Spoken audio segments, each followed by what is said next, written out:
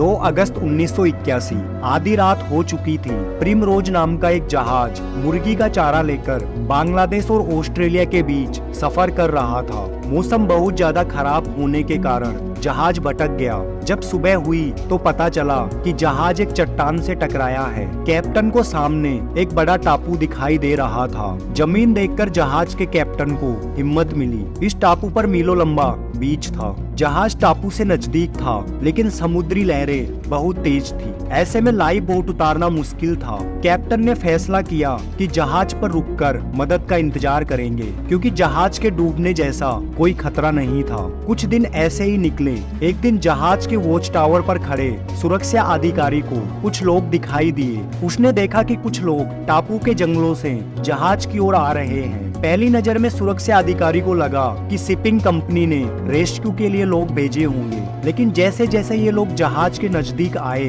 तो सुरक्षा अधिकारी ने नजर पैनी की और देखा ये आम लोग नहीं थे। इनका कद छोटा था, लेकिन शरीर तगड़ा था। बाल घुंघराले थे। इनमें से किसी ने भी कपड़े नहीं पहन रखे थे, सिवाय एक बेल्ट जैसी चीज के जो उनकी कमर से बंधी थी। इन लोगों के हाथों में तीर धनुष थे। उसी वक्त हांगकांग में रेजेंट शिपिंग कंपनी के ऑफिस में फोन की घंटी बजी।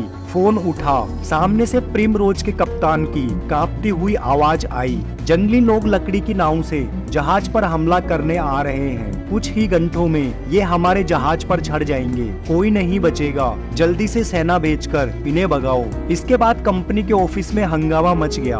बात हांगकांग सरकार तक पहुंची। एक सरकारी प्रवक्ता ने कहा, लगता है प्रिमरोज जहाज का कप्तान पागल हो गया है। अगले दिन के अखबार में खबर छपी कि उस द्वीप के लोग आदमखोर हैं, इंसानों को मारकर खा जाते हैं। उधर जहाज पर लोग डरे हुए थे, क्योंकि जंगली लोग जहाज पर तीर चला रहे थे, लेकिन तेज हवा के चलते तीर जहाज तक नहीं पहुंच पा रहे थे। जहाज भी काफी बड़ा और ऊंचा था, इसलिए ज्यादा ऊंचाई के कारण कोई जंगली ऊपर चढ़ भी नहीं पाया। कुछ दिनों बाद इंडियन नेवी का हेलीकॉप्टर रेस्क्यू के लिए पहुंचा। रेस्क्यू करके जहाज के लोगों को बचाया गया। जहाज वहीं खड़ा रहा। जहाज के डिसमेंटल के लिए एक कंपनी को ठेका मिला। उनके वर्कर पहुंचे तो जंगली लोगों ने उन पर भी हमला किया। धीरे धीरे उन्होंने वक्त के साथ साथ हमला करना बंद कर दिया। जिस टापू पर ये सब हो रहा था वो भारत के अंडमान द्वीप समूह का नॉर्थ सेंटिनल आइलैंड था, और जो जंगली लोग हमला कर रहे थे उन्हें सेंटिनली आदिवासी कहा जाता है। भारत का ये वो इलाका है जिसका 60,000 सालों से सभ्यता से पाला नहीं पड़ा है। यहाँ न कोई जा सकता है न इन लोगों से मिल सकता है। ये आदिवासी समुदाय इतना खतरनाक है कि इनके इलाके में पैर रखना तक मुश्किल है। 1926 में मार्को पोलो ने अपनी किताब में लिखा कि अंडमान के ये जनजाति आदमखोर हैं। इनके तेज दांत और लाल आंखें होती हैं, और ये जिसे देखते हैं मार डालते हैं। लेकिन मार्को पोलो की इन बातों को उस वक्त इतिहासकार नहीं मानते थे कि उसने कभी इस टापू पर पैर रखे होंगे। हो सकता है पोलो ने जो भी लिखा हो वो सब सुनी सुनाई बातें थी। पूरी दुनिया में नॉर्थ सेंटिनल आइलैंड का पहला आधिकारिक जिक्र 1771 में मिलता है, जब ईस्ट इंडिया कंपनी का एक जहाज सर्वे के लिए यहाँ पहुँचा था। इन लोगों ने टापू पर आग जली देखी, लेकिन वहाँ उतरे नहीं। आधुनिक मनुष्य का पैर इस आइलैंड पर 1867 में पड़ा था। उस वक्त एक मालवाहक जहाज इस द्वीप के किनारे क्रैश हो गया था। जहाज से 86 लोग द्वीप पर उतरे। उन्हें इस द्वीप के बारे में ज्यादा जानकारी नहीं थी। एक दिन ये लोग द्वीप पर नाश्ता कर रहे थे, तभी अचानक आदिवासियों ने इन पर हमला कर दिया। बड़ी मुश्किल से ये लोग जहाज पर भागे, और कुछ देर बाद एक जहाज ने इन्हें रेस्क्यू किया था। इन आदिवासियों और आधुनिक मनुष्यों का पहला कांटेक्ट 1880 में हुआ। रॉयल नेवी के अफसर मॉरिस पोर्टमैन सशस्त्र टुकड़ी को साथ लेकर नॉर्थ सेंटिनल आइलैंड पहुंचे।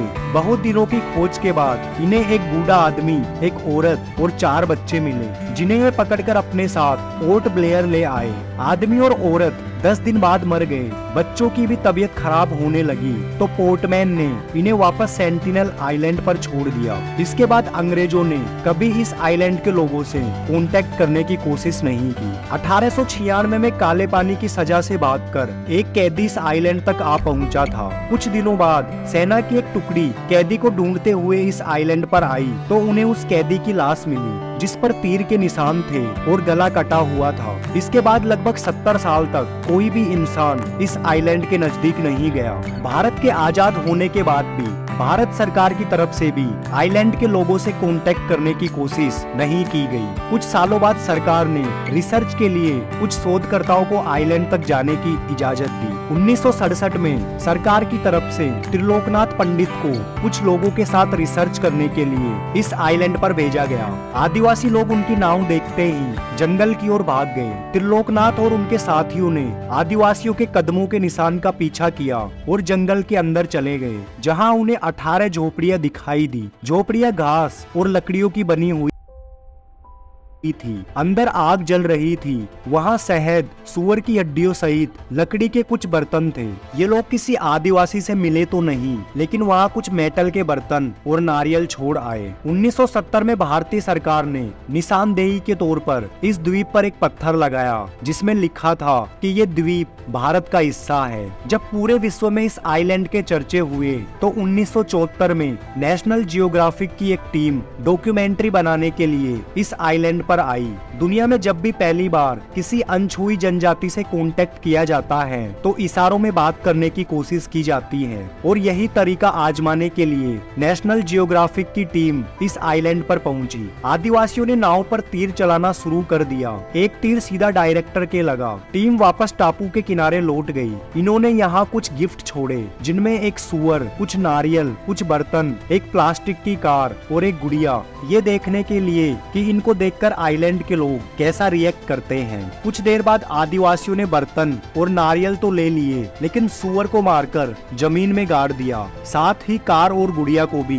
गाड़ दिया। इस आइलैंड के आदिवासी लोगों से एकमात्र कांटेक्ट साल 1991 में हुआ। उस वक्त त्रिलोकनाथ पंडित अपने साथ मधुमाला चट्टोपाध्याय सहित एंथ्रोपोलॉजिस्ट की एक टीम लेके इस द्वीप पर पहुंचे थे। जब मधुमाला इस द्वीप के लोगों को तोहफे के रूप में नारियल दे रही थी, तभी एक आदिवासी पुरुष ने मधुमाला की ओर धनुष तान दिया। उसी वक्त एक आदिवासी महिला ने पुरुष को धक्का देकर तीर चलाने से रोक दिया। इस दौरान कुछ आदिवासियों ने नारियल हाथों से भी लिए। इसके बाद भी कई बार इन लोगों से कांटेक्ट करने की कोशिश की गई, लेकिन 1996 में सरकार ने पूरी तरह से प्रतिबंध लगा दिया। 2004 में जब सुनामी आई थी, उसके बाद सरकार ने इस आइलैंड का हवाई मुआयना भी किया, जिसमें पता चला कि ये लोग सुनामी से बच गए थे। सरकार की तरफ से खाने की कुछ चीजें भी गिराई गई थी। इस आइलैंड के लोग आखिरी बार साल 2018 में खबरों में आए थे, जब एक ईसाई मिशनरी ने यहाँ पहुंचकर इन लोगों से मिलने की कोशिश की। 15 नवंबर 2018 को